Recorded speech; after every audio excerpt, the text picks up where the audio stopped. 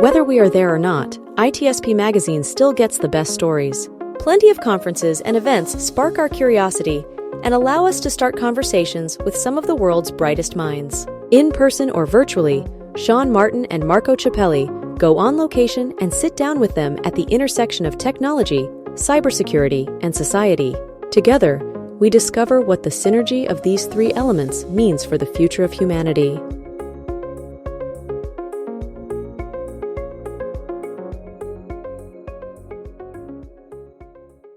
Coro, the leading cybersecurity platform purpose-built for small and medium-sized enterprises, protects against malware, ransomware, phishing, data leakage, network threats, insider threats, and email threats across devices, users, networks, and cloud applications. Learn more at coro.net.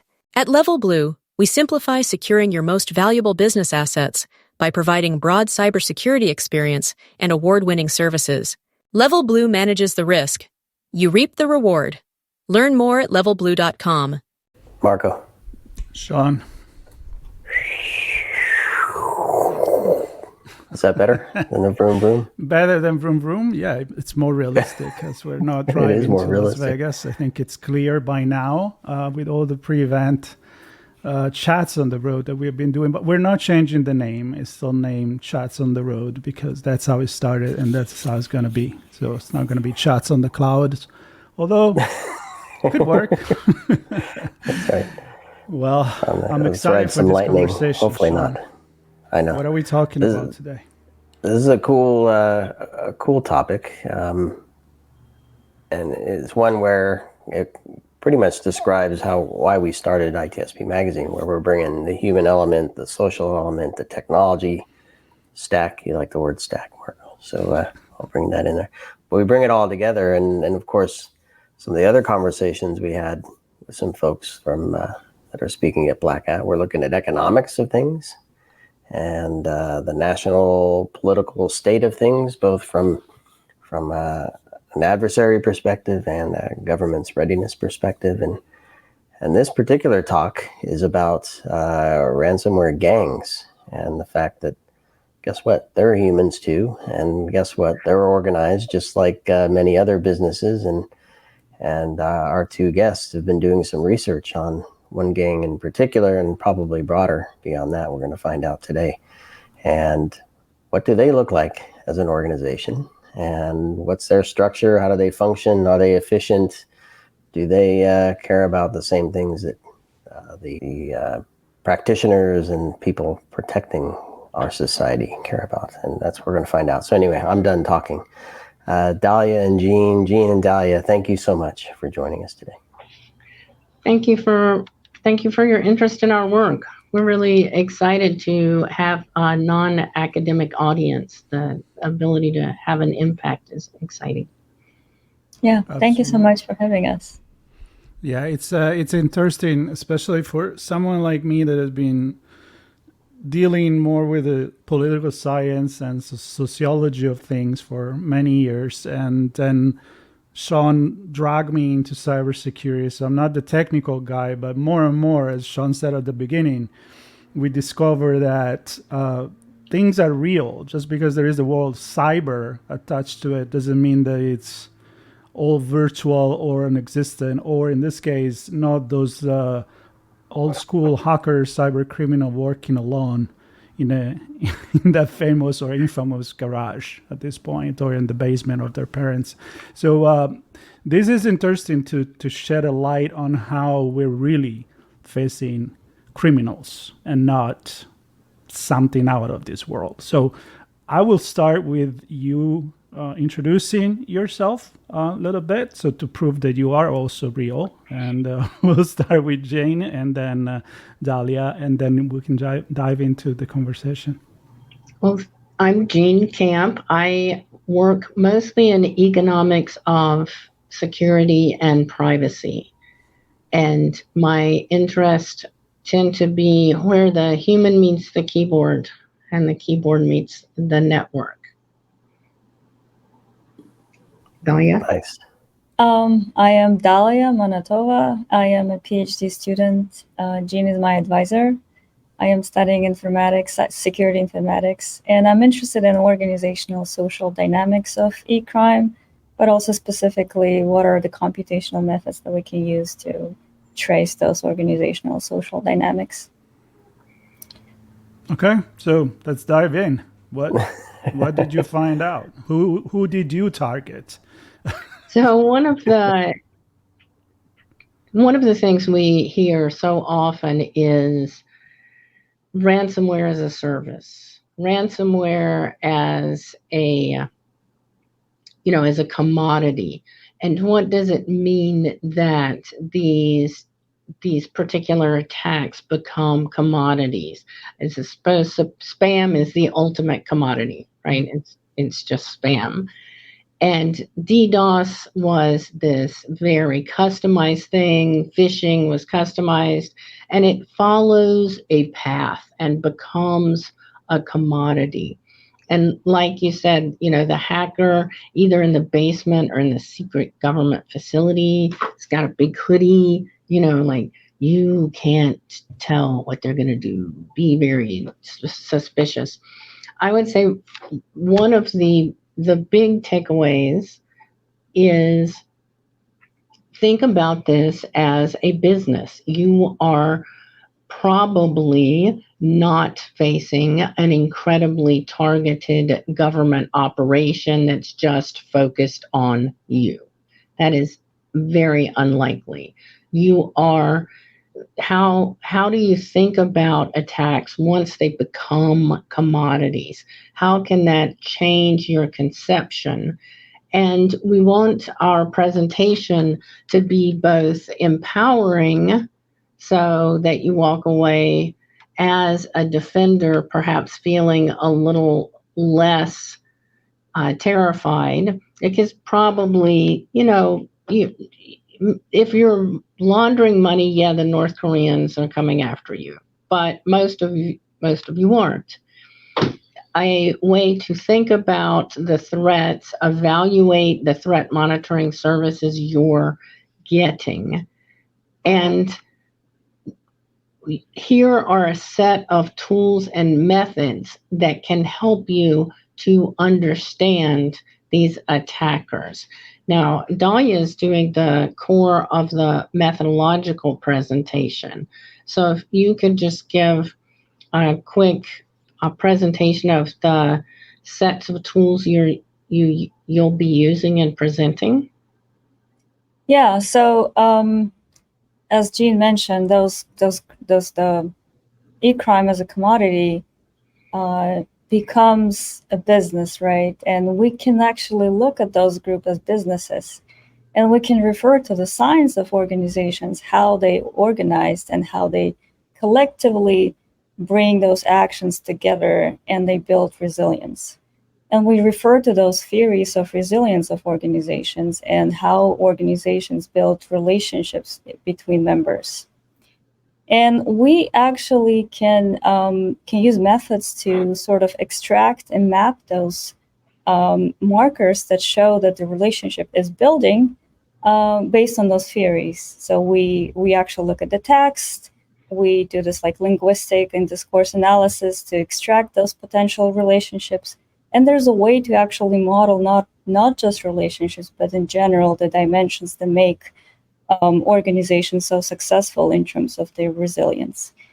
And one of the examples we'll look at is Conti, the major ransomware group, which was disrupted, but still as a collective action, as a group of members still exists and actually existed long before it became Conti. They started back in 2014.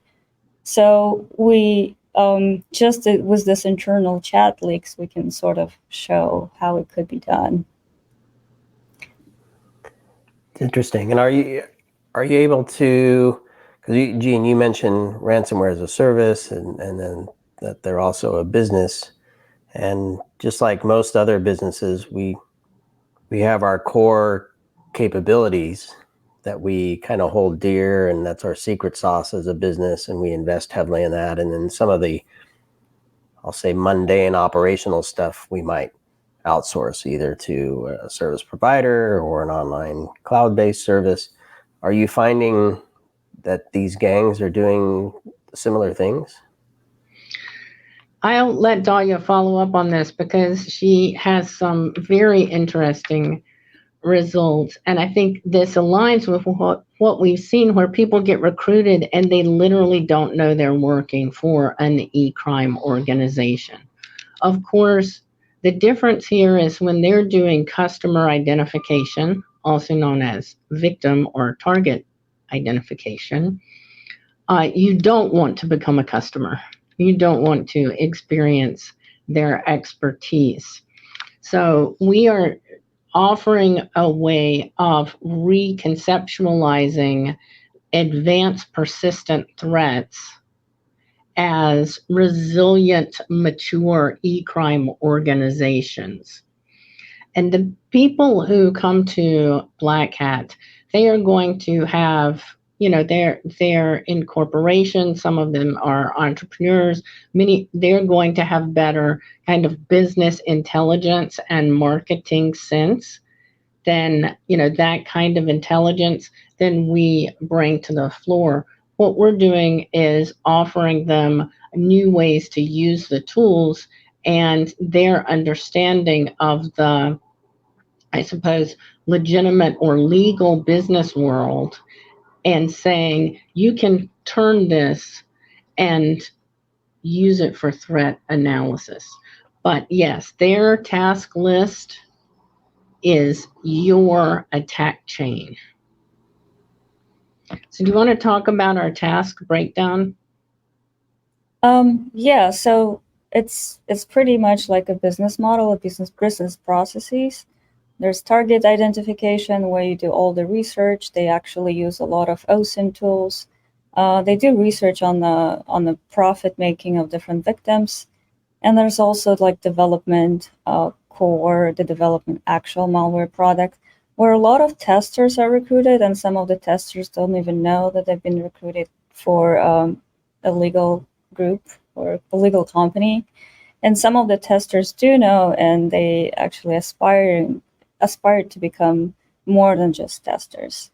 But it's an interesting case, I think, right, Jean, that the testers are quite a weakest link, but also getting a lot of code and a lot of products that they need to test on different platforms and networks.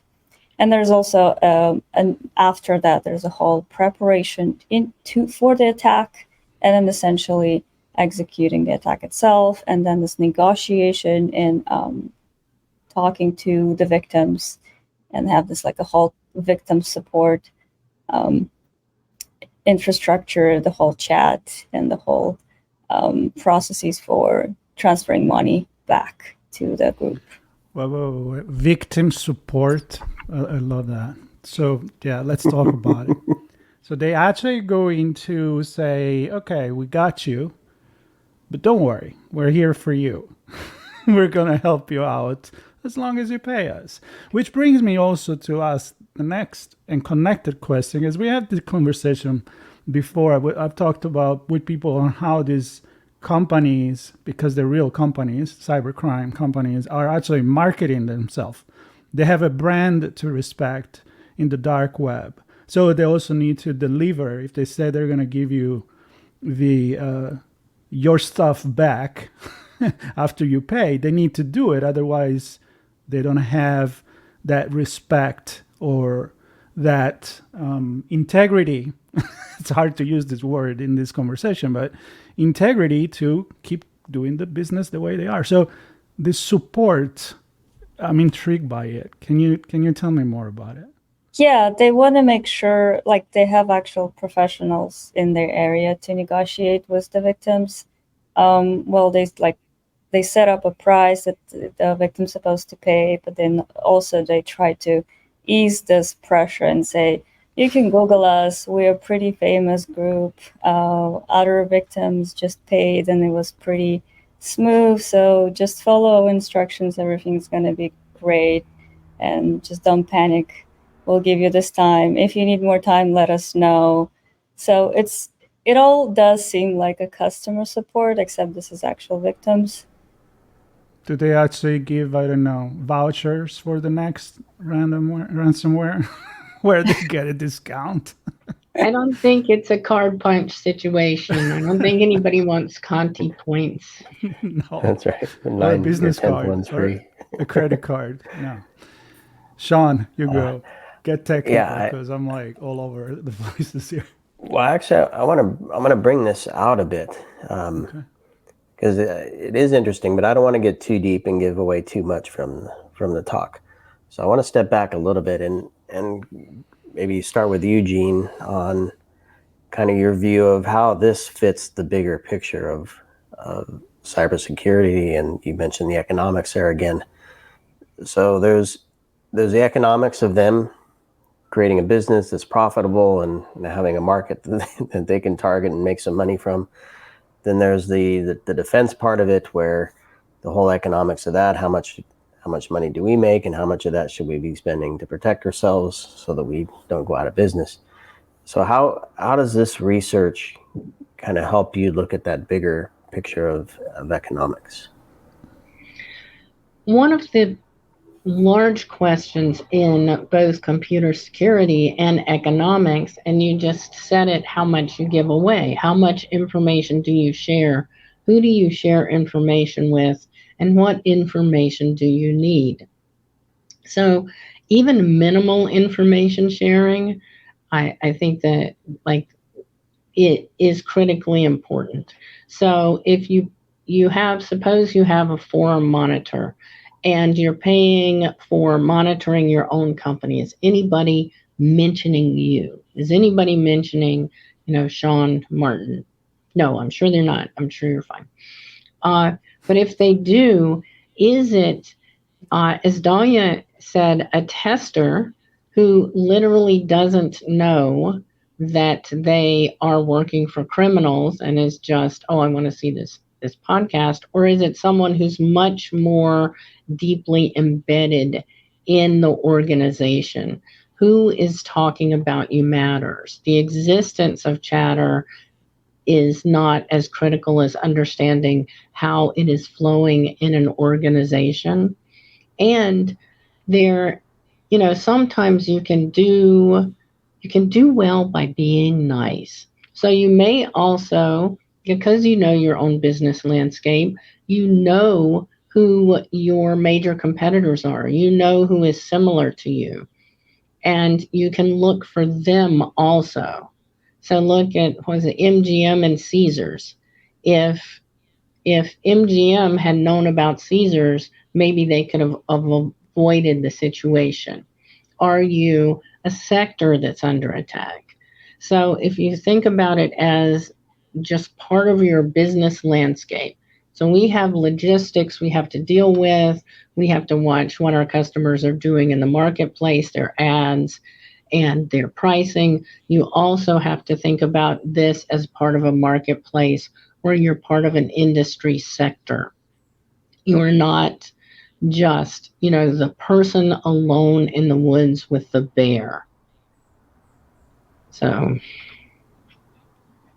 did that answer your question? Yeah, absolutely. Yeah, it does. Well, I have one more question for Dalya.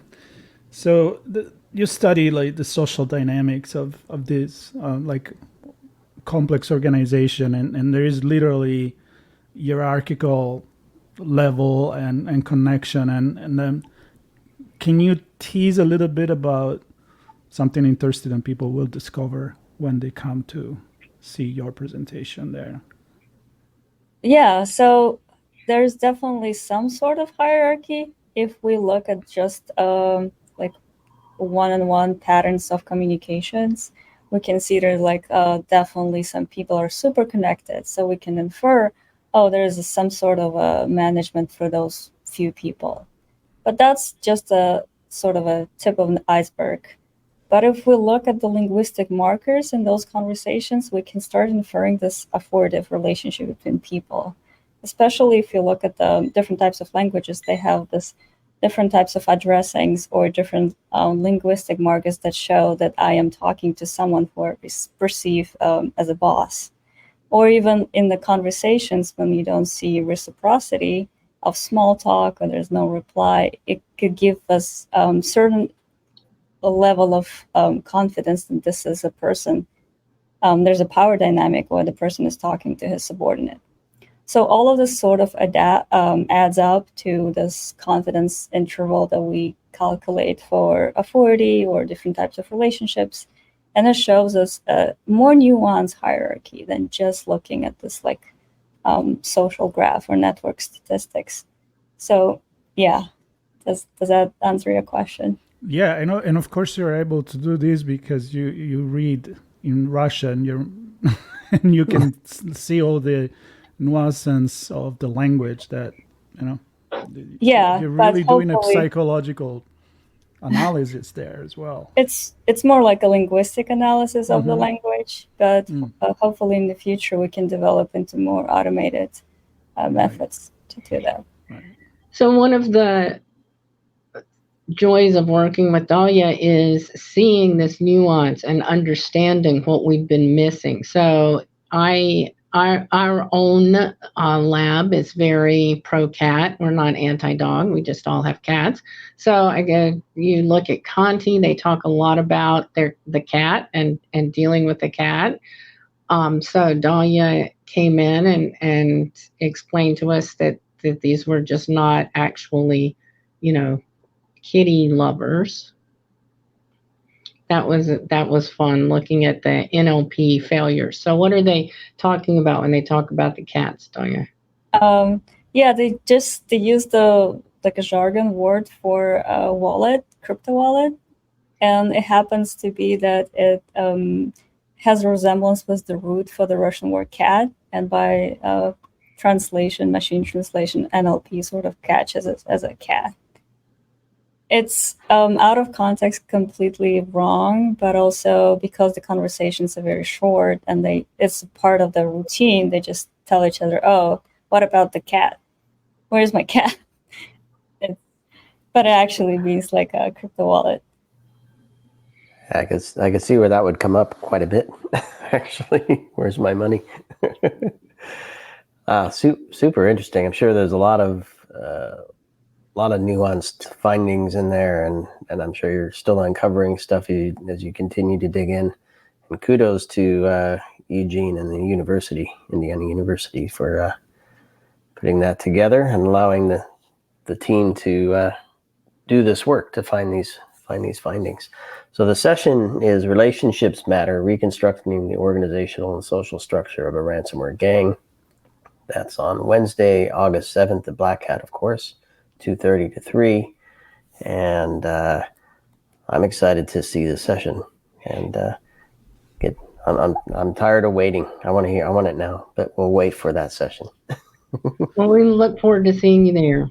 Yeah, I'm actually very excited because a lot of these pre-event chats, they end up presenting a lot less technical and a lot more sociological and socio-political, and I'm thinking like other conversation we had, aspect of what cybercrime is, but also what cybersecurity now is about, which is very different from 10, 15 years ago. And I'm very, very excited about all of these. And I don't know if I can hit them all, but there's many, many presentations I want to see. And I'll definitely do my best to see yours.